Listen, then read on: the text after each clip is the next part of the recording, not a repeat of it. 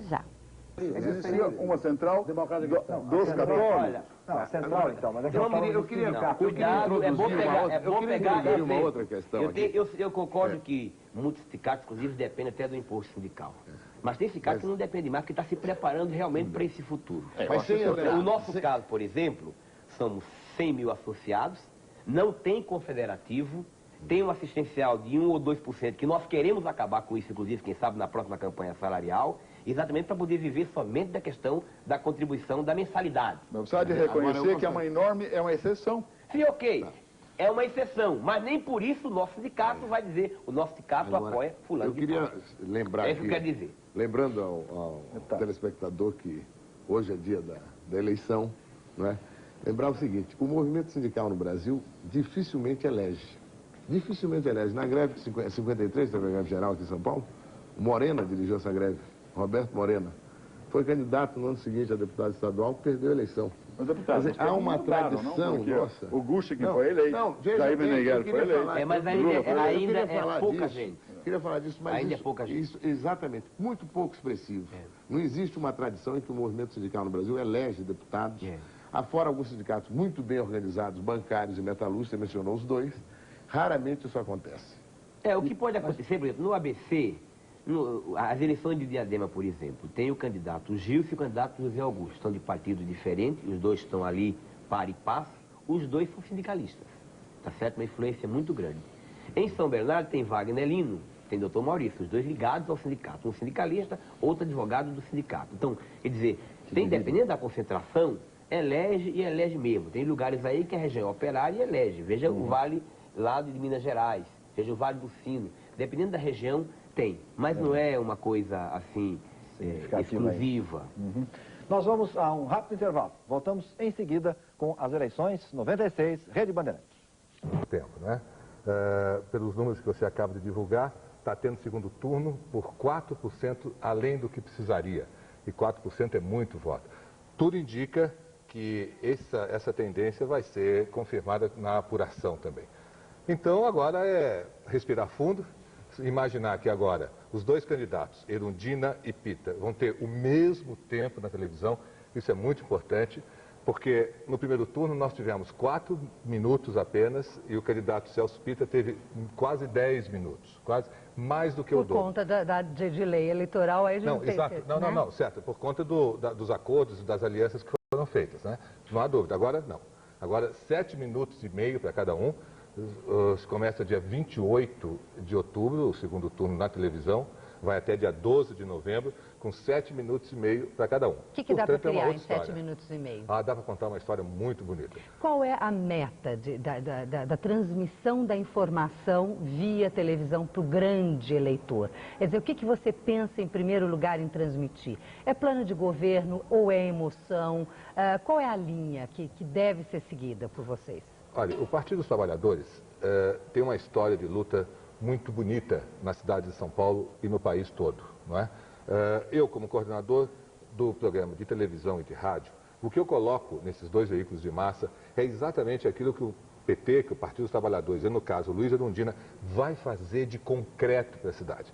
Por que é importante você esquece um pouquinho até o lado do passado de luta, não precisa reafirmar isso? Não, acho que precisa mostrar sempre, porque um dos grandes diferenciais entre Erundina e Pita é exatamente o passado de lutas que tem Erundina.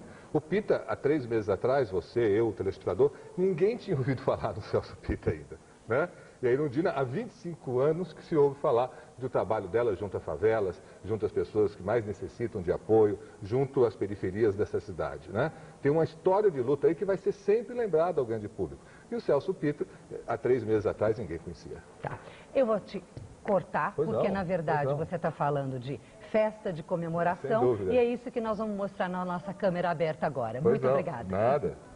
Exatamente. Olha, a comemoração aqui está grande mesmo na Avenida Paulista, nem a chuva agora está inibindo o pessoal. As pessoas aqui estão agitando as bandeiras aí, ó. Ninguém segura essa moçada que está aí com o MOH.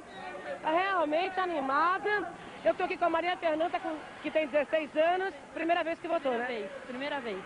Como é que foi, gente? Deu um voto bem consciente. Cheguei lá, dei uma pressa assim na hora, chegar, votei, Erundina, pá. que você acha que a cidade de São Paulo está precisando? Meu, tá precisando de mais humanidade, o pessoal tá muito desumano, não tá se ligando, tá perdendo o tato. Meu, tem que se ligar, um monte de gente passando fome, aí a gente tem que ter mais coração, é só isso que falta pra gente. Só isso que falta. É isso mesmo, Maria Fernanda, muito obrigada. A festa aqui na Avenida Paulista continua. É a hora do voto, CNT Gazeta 96. Não é isso não, é que eu queria ter dado uma... Bem, nós voltamos aqui agora com o candidato para segundo turno, a vice-prefeitura de São Paulo, é isso? É certa? Olha, Fátima, eu quero dizer para todos os eleitores da Luiza Erundina, os companheiros que nos ajudaram nessa caminhada, agradecer o apoio, o respaldo, mas eu quero aguardar a apuração definitiva. Eu acho que as urnas estão lá, os votos já estão dentro do voto eletrônico e das urnas, que em alguns casos serão contados manualmente. Nós vamos saber esse resultado ainda ao longo do dia de hoje. E eu... Prudência, um pouquinho de prudência, é importante, cautela. a humildade, a cautela, eu acho que isso faz parte da vida pública. E a gente deve comemorar a campanha que a gente fez, que foi uma campanha marcada pela ética, pela coragem. Enfrentamos duas máquinas poderosíssimas, enfrentamos campanhas milionárias. Nós fizemos uma campanha muito pobre, sem recursos, sem condições de disputar as mesmas condições. Tinha muito pouco tempo de televisão, menos da metade do que os outros dois candidatos tínhamos. O Ricardo Carvalho acabou de estar aqui falando exatamente isso. E ainda assim, apesar de tudo isso, nós conseguimos chegar em segundo lugar, com uma votação bastante expressiva. E tenho certeza que, havendo o segundo turno em São Paulo, e tudo indica que haverá, eu acredito que a gente possa reverter esse quadro, porque o segundo turno é uma nova eleição. Claro. Eu acho que nós vamos ter uma frente muito grande democrática em São Paulo. E a sinalização de lideranças importantes do PMDB histórico, do PMDB democrático, como o Pinotti, que fez uma campanha muito séria. Acabamos de ter aqui o deputado Alberto Goldman, que manifestou o voto desse segmento do PMDB, a Serra ou a Erundina, caso houvesse segundo turno. Então, o voto dele, pelo menos, se vocês eu não tenho forem, dúvida já terão. que o Goldman, o Pinotti, pela campanha que fizeram, pela seriedade da atitude que tiveram nessa campanha, pelas críticas que fizeram à atual administração e pelo seu passado democrático, que é um divisor de água na cidade. Claro. Quem viveu a ditadura, quem lutou pela democracia, acho que é um divisor de água muito importante. Agora eu acho que o PSDB também, eu espero o mesmo tipo de atitude. Nós apoiamos o Mário Covas sem nenhuma contrapartida na última eleição, exatamente Vocês por essa... esperam o apoio do PSDB? Nós apoiamos o apoio do PSDB, acho que o Rossi também, pelo comportamento que ele teve nessa eleição. Então, a nossa expectativa é... É frente unida contra a Pita. Não é uma frente democrática contra o que representa a candidatura do Pita. Não só pela pouca vivência pública que ele tem, quer dizer, um homem que nunca participou nem da campanha das diretas, de uma atitude da vida, de um ato da sociedade civil. E eu diria que é um candidato feito assim pelas pesquisas, pelo marketing competente e pelos recursos poderosos que tem essa Luiz, deixa eu te interromper, porque eu acho que a gente tem uma nova eleição. Tá. Com toda essa tua cautela e tendo realmente o segundo turno e vocês vencendo no segundo turno, o que nós podemos esperar do vice-prefeito? Quer dizer, você tem uma história, tem todo um passado super conhecido por todos, tem uma veia econômica muito forte. Agora, o que é a figura? Você já estudou a figura do vice-prefeito e o que você fará por São Paulo? Olha, de candidato a vice eu já estou podendo dar curso de pós-graduação, viu, Vaz? Eu já estou assim, um perito em experiência de vice. Eu acho que a função institucional do vice é substituir na ausência. É isso que está estabelecido. Portanto, quem tem que governar com plenitude, com liberdade, é o candidato, né? E no caso, a Luiza Erundina. Ela que é a prefeita, ela tem que ter total liberdade para montar o seu governo. A minha disposição, você vê, eu disputei a prévia com a Luiza, né? Me apresentei no meu partido, perdi, tive 40% da votação, imediatamente somei para compor uma chapa. Porque eu disse, e vou dizer para você de novo, quer dizer, eu acredito nesse projeto histórico do PT, eu acredito nessa proposta que a gente apresenta para essa cidade. Acho que o nosso programa de governo é um programa sério, consistente, amparado numa experiência vivida, que traz coisas novas, como o programa de renda mínima, o bilhete único. E eu quero ajudar a implementar essa proposta. Qual vai ser a minha função? Vamos aguardar. Mas eu estou disposto a cumprir o papel que for necessário para poder implementar essas políticas sociais, inverter prioridades. E na área econômica vai ser um desafio muito grande, né? Porque qualquer que seja o prefeito, você veja que essa administração mais do que triplicou a dívida da cidade. É impossível repetir isso na próxima. Porque você partindo numa dívida de mais de 6 bilhões de reais para um orçamento de 7, não tem como você fechar o próximo administração com uma dívida de 18, 20 bilhões de reais. Claro. Então é impossível manter esse ritmo de endividamento, o que significa que o serviço da dívida é o maior componente do orçamento hoje, vai exigir uma administração muito mais austera, combater o superfaturamento de obras, desperdícios de recursos, então nós podemos investir em áreas saber que estratégicas. a cabeça econômica do Aloysio Mercadante nós vamos contar, independente de ser esse segundo turno confirmado ou não. Você estará ou criticando ou apoiando. Eu espero estar governando junto com a Luísa Erundina e ajudando essa cidade tão incrível que é São Paulo. Você vê, hoje mesmo eu acho que foi um dia fantástico, porque é o retrato do que está acontecendo na cidade. Eu fui para a Zona Leste, fiquei 2h30 parado, a Marginal inundada, a Aricanduva inundado, a Radial paralisada. Acho que tem gente que vai ter o voto submarino nessa eleição, teve gente que chegou embaixo d'água e que nós não sabíamos nem que voto é esse, mas eu imagino que isso talvez até reverta alguma dessas pesquisas, viu? Porque o trânsito e as enchentes, eu acho que são um drama muito grande dessa cidade, é um dos imensos desafios que a nova administração tem. Eu acho que a Luísa Erundina tem a sensibilidade para essa questão social, já demonstrou isso, e numa nova experiência de governo, eu acho que a gente vai dar um grande salto de qualidade. Muito obrigada, Luiz, por você estar aqui com a gente. Bem, nós já voltamos já com mais eleições 96. Devem ser solucionadas. Dívidas, todos os governos deixaram um pouco de dívida, mas elas são perfeitamente administráveis. A não ser que você queira fazer exploração política, para dizer que não tem, que vai ter, e que você tenha medo de ser eleito, não sendo o candidato nosso, que você não possa enfrentar uma boa administração, alegando que os recursos, o endividamento prejudicaria isso. Saindo já da esfera de prefeitura para o todo do partido, Empita ganhando nesse segundo turno, sendo prefeito, como vocês vão fazer todo o empenho para que seja. Qual é o futuro do partido? Qual é o futuro do senhor Paulo Maluf? Olha, o futuro do Paulo Maluf, evidentemente, ele é um político, pretende a presidência da República, e é muito bom. Imagine o político que não tem intenções de eventualmente alcançar os maiores postos da República, ele não é um bom político. Você tem que ter as aspirações, o vereador quer ser governador, quer ser prefeito, o prefeito quer ser governador, etc. Isto é normal. O Paulo Maluf é um homem obsessivo, poderíamos até dizer. Por quê? Porque ele tem uma garra, tem uma capacidade inacreditável, ele gosta do que faz. Ele ama não só o que faz, mas ele ama aquilo que ele deixa construído. Isso nós temos visto. Aliás, recentemente ainda, eu estava com o presidente da Bolívia, o Paz Samora, e nós fomos buscá-lo de helicóptero. E até eu comecei a me surpreender quando eu comecei a mostrar o que se fizeram em São Paulo, e tudo ali tinha aí o trabalho de Paulo Maluf. Veja que coisa fantástica, pegue um helicóptero e viaje por São Paulo, vá para o interior. Não há estrada, não há cidade que Paulo Maluf não tenha trabalhado. Então ele é um candidato potencialmente em condições de enfrentar, como outros também terão condições. Muito obrigada pela sua participação aqui. Já vejo que o senhor já está em campanha presidencial. Não, já começamos. A campanha já começa. Agora, quando fecharem as urnas, nós começamos a nossa campanha. Tá ótimo, muito obrigada. Nós voltamos com o Daphne e depois estaremos com outro convidado aqui. Celso Pitta está na frente, pelo menos é o resultado da primeira boca de urna divulgada pelo Ibope. O candidato do prefeito Paulo Maluf recebeu 44% dos votos. Em seguida, vem a petista Luísa Erundina com 22%. José Serra, do PSDB, recebeu 14% e Rossi, do PDT, 8%. O Ibope ouviu 5.500 pessoas. Se esse resultado for mantido, vai haver segundo turno na capital.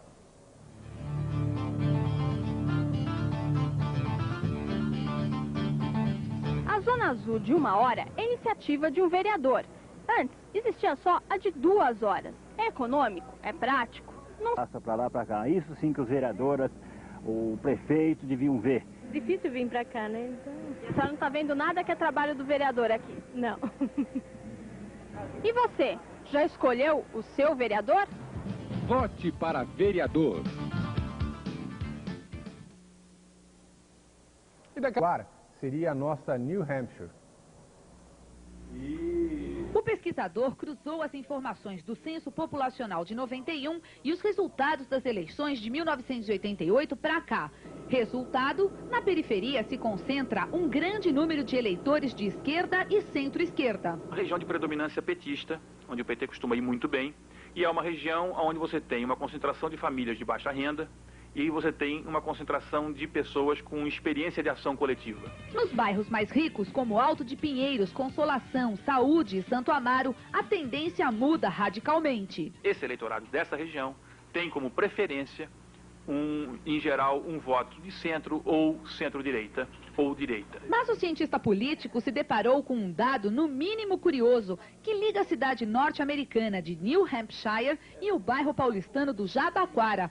O que será que lugares tão distintos têm em comum? Nos Estados Unidos, há uma cidadezinha chamada New Hampshire, que é uma cidadezinha que sempre antecipa o resultado das eleições nacionais gerais nos Estados Unidos. Ou seja, quem ganha a eleição em New Hampshire sempre ganha a eleição nacional para presidente. Nós procuramos aqui, na capital de São Paulo, saber se havia um distrito da capital em que se pudesse observar algo parecido. E de fato há, e com bastante nitidez. O distrito do Jabaquara é um distrito em que, desde 88, quem ganha a eleição ali tem ganho a eleição na cidade. E numa rápida visita ao Jabaquara, não foi difícil conhecer o comportamento do eleitor, que coincide com as pesquisas de opinião. Pita. Pinote. Erundina. Pita. Rossi. Francisco Rossi. Pita. É uma curiosidade e eu estou muito interessado em saber o que vai acontecer realmente no final do primeiro turno, porque vai ser muito interessante se isso se confirmar. E aqui nos estúdios, Fátima Turci tem mais um convidado. Fátima. Bem, nós estamos aqui com o Dr. Pinotti, agora já com uma definição, pelo menos da pesquisa de boca de urna de um segundo turno. Aí eu não resisto à pergunta, Dr. Pinotti, quem o senhor apoiará nesse segundo turno? Olha, Fátima, seguramente, do ponto de vista ideológico, eu acho que quem acompanhou as minhas propostas, acompanhou a minha campanha, ela teve uma certa identidade com as propostas da Luísa Erundina. Então, do ponto de vista ideológico, não há dúvida que nós pendemos para lá. Mas eu não quero tomar nenhuma atitude precipitada antes de reunir o partido, porque eu não queria que ocorresse um apoio pessoal. Eu queria que ocorresse um apoio partidário. E o nosso partido, como você sabe, é complicado. É exatamente isso que eu ia perguntar. Que partido o senhor iria reunir? Quer dizer, quem é o PMDB hoje de Pinotti? Esse novo PMDB que reencontra com as suas origens, que procura fazer do partido um órgão que tenha democracia interna, que lembra um pouco do Ulisses, que lembra das diretas já, e que se deu conta de que nós oferecemos a liberdade ao povo brasileiro. Eu contribuí um pouquinho para isso, mas eu me dei conta, e acho que todos se deram, que liberdade sem comida, sem emprego, sem transporte, sem habitação, sem saúde, sem educação, sem creche, é muito pouco desfrutável. Quer dizer, é uma liberdade que não serve para nada, porque você não tem o resto que compõe a cidadania. É essa bandeira agora mais visível do novo PMDB. É Sim. A busca das pré-condições, além daquela que foi a básica de busca da liberdade no passado. Exatamente. Nesse partido, como é que vamos ficar com o seu antigo companheiro Orestes Quercia? Bom, eu ainda tenho esperança de que o ex-governador Quercia possa estar pensando, raciocinando e voltando para um partido que é um partido ao qual ele pertenceu, mas do qual ele acabou se desvinculando. Agora, vocês o querem de volta também? É ele que se afastou ou o parte do partido também não o quer? A luta foi uma luta que decorreu do fato de que ele queria impor um candidato e eu não aceitei, apesar de ter, por várias vezes pessoalmente, meses antes da eleição, dito a ele que se ele não quisesse que eu fosse candidato, que ele podia me dizer naquela hora que eu retiraria a minha candidatura, mas que não deixasse para dizer nas vésperas da eleição, porque eu não faria isso, e de fato não fiz. Fui à convenção, acho que até que com a sensação de que ia perder, e ganhei. E mas entrou o processo tive que ir à justiça para fazer valer a minha vitória, etc. Mas, de qualquer jeito, isso significou uma mudança importante no PMDB de São Paulo. Eu acho que o PMDB de São Paulo nunca voltará a ser o que ele era, um PMDB que tinha dono, cujos candidatos eram tirados da bolsa do colete do dono. Agora não, acho que o PMDB se deu conta, a militância se deu conta da sua importância, do seu valor, da sua força.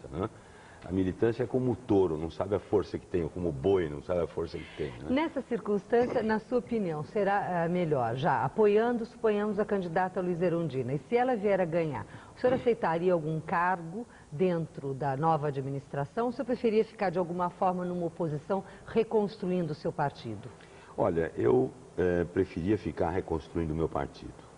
Eu acho que é um trabalho importante que nós temos que começar já, porque o PMDB tem história, o PMDB tem muita ligação com o povo, o PMDB tem uma militância valorosa e tudo isso está se perdendo. Eu soube, por exemplo, que hoje muitas pessoas do PMDB fizeram boca de urna para o candidato do Pita. Então isso é uma coisa muito desagradável, não é? Agora, eu não estou vendo no senhor um ar de derrota no sentido de esmorecer, de realmente não querer mais saber de luta.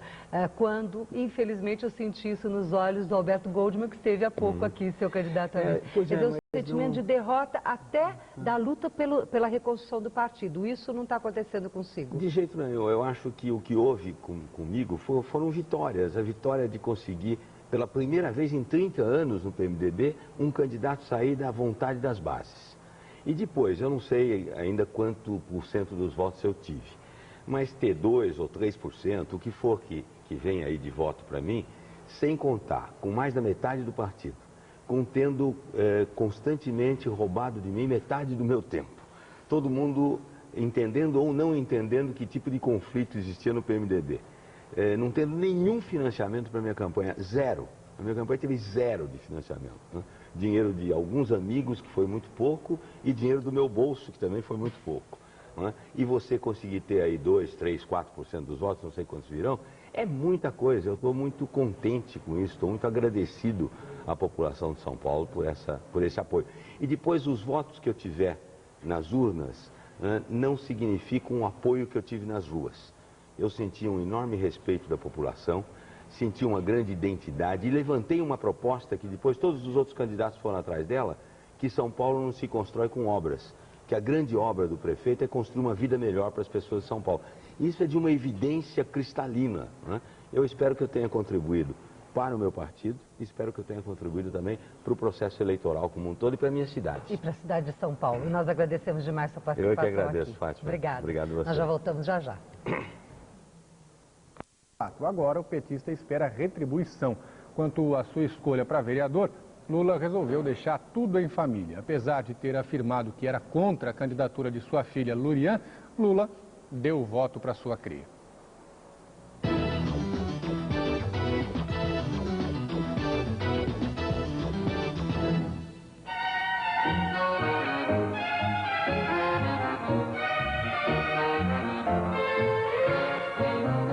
Agora em edição extraordinária, que começa no Paraguai e termina na Bolívia. Ele fugia da justiça que o condenara a 2 anos de prisão por uma compra irregular de veículos quando era governador do estado em 1949. Absolvido, volta de forma triunfal com direito a desfile em carro aberto e missa para 12 mil pessoas na Catedral da Sé. E lá acontece uma missa com milhares de pessoas presentes, onde ele faz o agradecimento não só público, mas principalmente na sua fé religiosa, pelo encerramento de um episódio dramático que realmente vem a marcar o tom emocional dessa eleição. Ademar de Barros foi ultrajado. O preço da glória foi amargo. Foi traído. Ademar não volta para descansar. O povo paulista precisa de um prefeito. Ele faz do caixote um instrumento de comunicação. Em qualquer esquina de São Paulo, da sua periferia, um caixote na acepção mais simples do termo, e lá estava pronto um pequeno palanque. 10, 20, 50, 100 pessoas e estava realizado um pequeno comício. Ademar de Barros é o grande vencedor das eleições de 1957. E vamos sair vencedor também no segundo turno. Turno, candidato. Olha, nós estamos pensando não em alianças, mas na conquista de novos eleitores que estavam com outras candidaturas nesse primeiro turno. Nos interessa basicamente o eleitor. Como vai ser o trabalho daqui para frente? Desculpe, Como vai ser o trabalho daqui para frente para o segundo turno? Recomeçará imediatamente com comícios, com carreatas, com contatos diretos com as lideranças, para que a gente não perca um segundo nessa segunda fase da campanha. Comemora a rejeição, a Erundina, a alta rejeição, vai facilitar a sua... Eu comemoro a minha vitória, é isso que eu comemoro. Para mim é uma alegria imensa, a primeira eleição que eu venho disputando, ter esse grau de aprovação, chegar em primeiro lugar nesse primeiro turno. É uma demonstração da população que a nossa proposta é a melhor proposta para a cidade de São Paulo. Uma demonstração de credibilidade à administração do prefeito Paulo Maluf e a certeza que comigo essa administração terá continuidade. Na sua opinião, segundo turno é uma nova eleição ou não? Segundo turno é de fato uma nova disputa, agora entre dois candidatos. Um que já teve a oportunidade de administrar essa cidade, não fez com sucesso, tanto é que não fez o sucessor. E outro que fez com sucesso e tem um índice recorde de aprovação. Essa diferença grande dá tranquilidade para o segundo turno? Essa diferença nos dá a tranquilidade de ter, de fato, uma proposta de governo que vem de encontro ao anseio da população. E por isso nós estamos tranquilos e seguros. Agora, o senhor acha que as críticas que aconteceram contra a sua pessoa, contra a sua candidatura, nos momentos que antecederam esse primeiro turno, dão uma demonstração do que deve ser a disputa no segundo turno? Veja, essas críticas na realidade foram para mim construtivas, porque à medida que elas se intensificaram, a minha aprovação elevou-se, a intenção de voto em relação à minha candidatura elevou-se, de forma que se continuar nessa tendência de criticar, atacar, em vez de apresentar uma proposta para governar a cidade de São Paulo, o beneficiado vai ser eu. Mesmo que essas críticas aumentem a partir de agora, num segundo turno? Veja, estamos há 2 meses nessa campanha e há 2 meses eu fui objeto de ataques e críticas de todos os candidatos.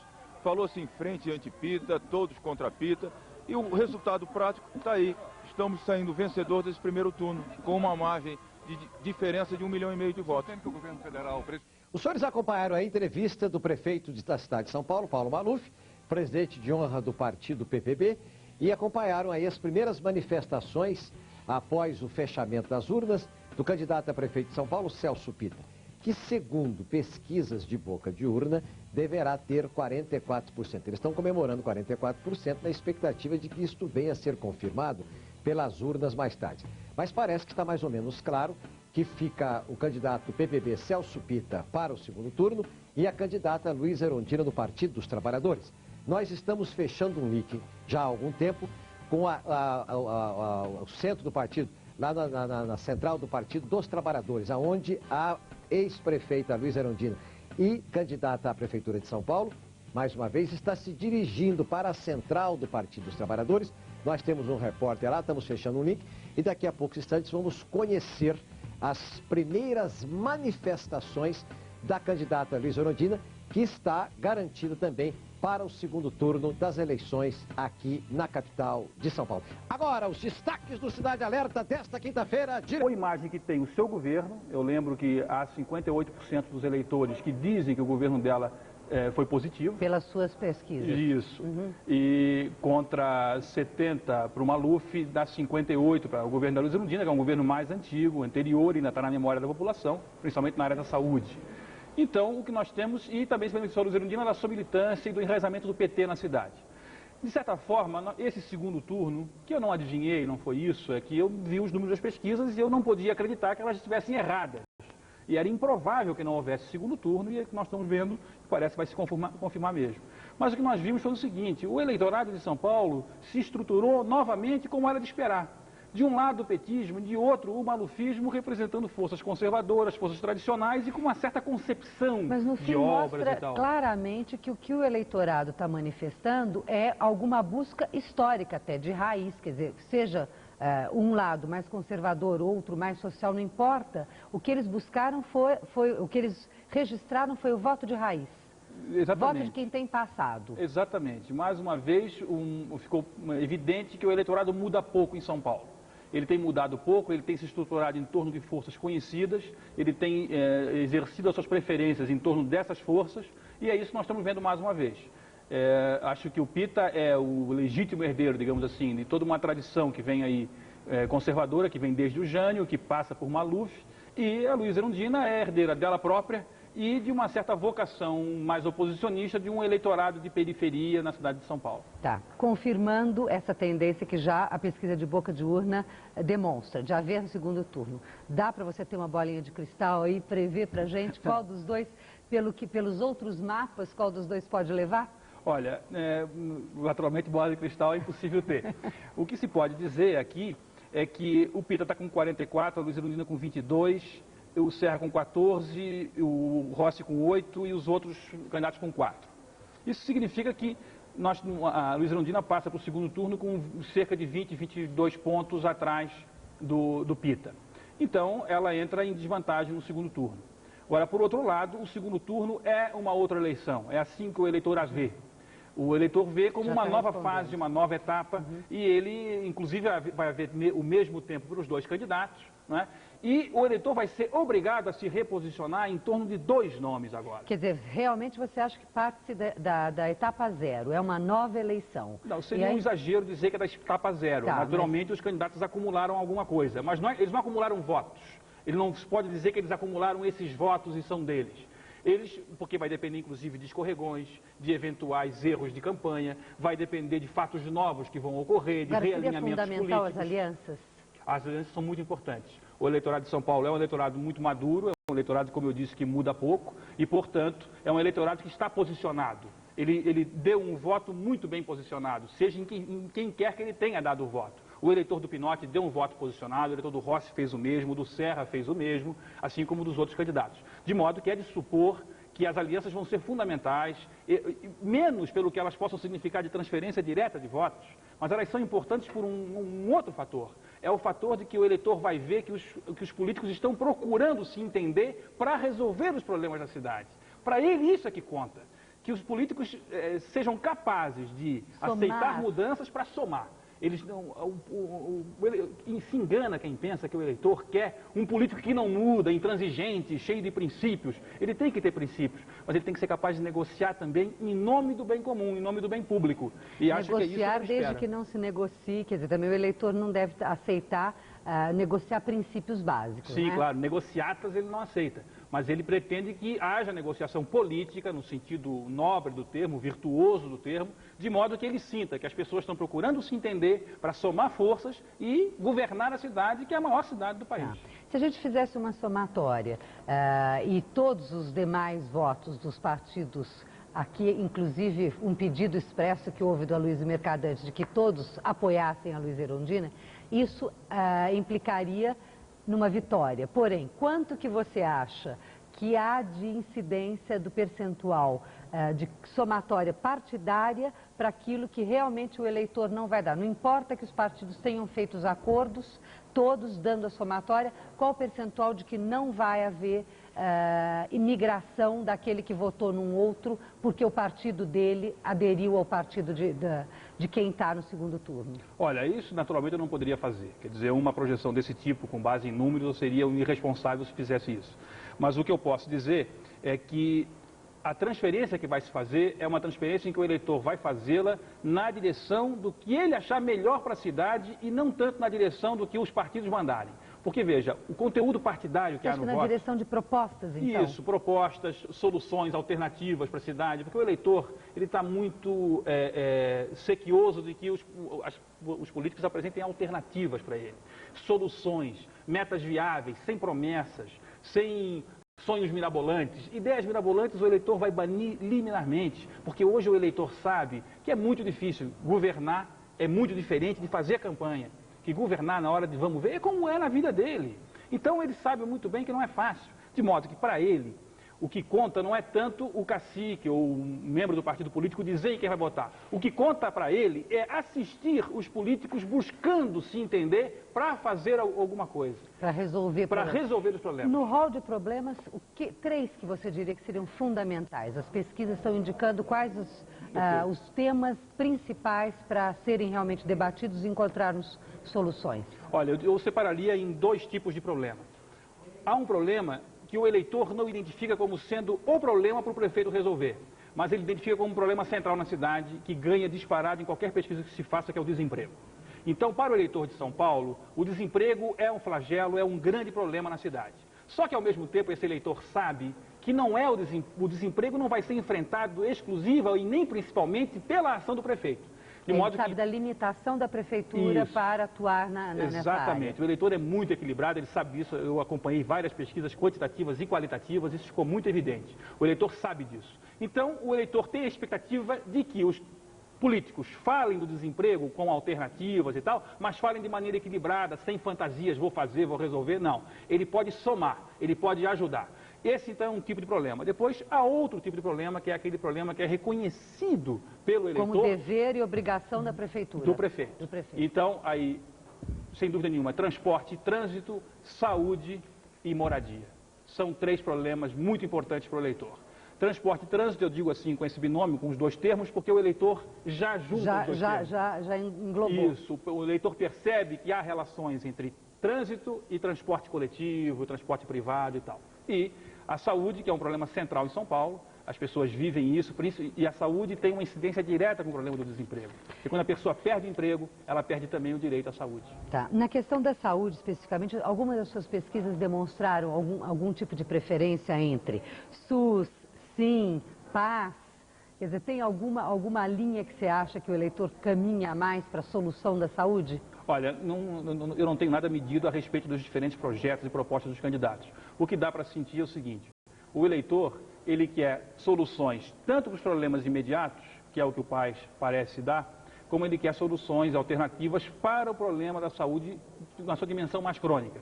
De modo que o PAS para ele é bom, porque o PAS veio num momento em que ele não tinha nada, porque o próprio governo municipal não tinha feito nada, fez só no último ano. Não é? Agora, por outro lado, ele vê claramente que o PAS é insuficiente, porque ele percebe que a saúde exige uma concatenação. E aí, de novo, aparece a necessidade de concatenar. Porque ele percebe, por exemplo, que não adianta você deixar de atender no PAS e empurrar para o governo estadual nos hospitais estaduais. Isso não vai resolver o problema. Então, o eleitor tem muita clareza da necessidade de uma política de saúde que seja ampla, que não fique apenas e unilateralmente no atendimento de emergência. Nas suas pesquisas também, nenhuma referência a plano diretor? Não. Quer dizer, estudar a população, você acha que o eleitor não entende a questão da cidade precisar de um plano diretor como o país precisa de uma política industrial, de uma política agrícola? Não, eu não medi isso e não conheço quem tenha medido, não porque o eleitor não tenha condições. Mas eu acho que nós é que não conseguimos ainda um método eficaz de receber do eleitor essa informação. Tá. Porque eu não gosto de subestimar o eleitor. O eleitor é uma pessoa que sabe muito séria, que procura entender e acertar. Então, por exemplo, para você ter uma ideia, costumo dizer muito que o eleitor de São Paulo, um argumento contra um túnel é dizer: você não passa no túnel. Isso é mesquinho para o eleitor, porque ele tem uma visão de cidade. Para ele, se ele não passa no túnel, mas outros passam. Então, o eleitor tem uma visão de cidade. Ele pensa no todo. Ele pensa no todo, do modo dele, que é o modo que ele consegue. E nós, se tivermos cabeça e conseguirmos, poderemos chegar até ele com a ideia de um plano diretor ou algo mais sofisticado, mais elaborado. Tá ótimo, Novaes. Muito obrigada aqui. Vamos ficar atentos ao segundo turno, tá bom? Nós já voltamos. Cívico. Vamos ver aqui o que as pessoas estão achando. O senhor vai votar agora? Sim, senhora. É difícil para o senhor enfrentar um processo eleitoral com essa tristeza? É muito difícil, né? Eu ouvi dizer que agora há pouco deu enchente aqui, né? Estava muito ruim. Mas a gente tem que inventar, né? Tem que enfrentar essa dificuldade para votar, né? O senhor faz questão de votar? Faço questão. Só que tem algumas pessoas aqui, olha, logo ali adiante, que estão muito revoltadas. Porque, na verdade, o que elas esperam do novo administrador do município é que resolva essa situação de uma vez, já que a casa delas hoje, mais uma vez, encheu de água, que nós vamos mostrar agora. Dê uma olhada aqui na casa da Dona Maria. A marca da água, olha, realmente a gente pode ver na parede. Aqui hoje chegou a quase 1 metro de altura, olha. E lá dentro da casa da Dona Maria, a gente vai pedir licença. Ela tá, olha, lavando tudo, tentando limpar. Quase que ela perde os móveis aqui. Dona Maria, olha, dá uma olhadinha aqui, Bilão, não sei se você consegue mostrar. Ela levantou os estofados, botou uma cadeira, tá limpando o chão, porque a água realmente invadiu a casa dela. Olha lá, os estofados lá em cima. Dona Maria, a senhora já está bastante entristecida com a situação constante. Nem fala, meu amor, nem fala. Eu tenho 67 anos, eu sou brasileira, trabalhei a vida toda. Não tenho sossego nem para morrer com a vontade de Deus e a vontade dos nossos governantes que não ligam para nós. Olha aí, o drama da Dona Maria, a gente fica muito entristecido de ver, olha, os móveis para cima, a gente vai acompanhando aqui no quarto, olha só a situação da Dona Maria, a cama, presta atenção aqui, olha, o que ela tem que colocar aqui, um bloco de cimento para poder erguer a cama, porque a água chega realmente a 1 metro. Uma senhora que trabalha, que cozinha para fora e fica preocupada que a água invade a casa dela e a Dona Maria não vê, não tem uma forma de resolver tudo isso. É claro que a Dona Maria está desesperada, fica meio desgostosa com os políticos, faz esse desabafo e quem é que vai dizer que a Dona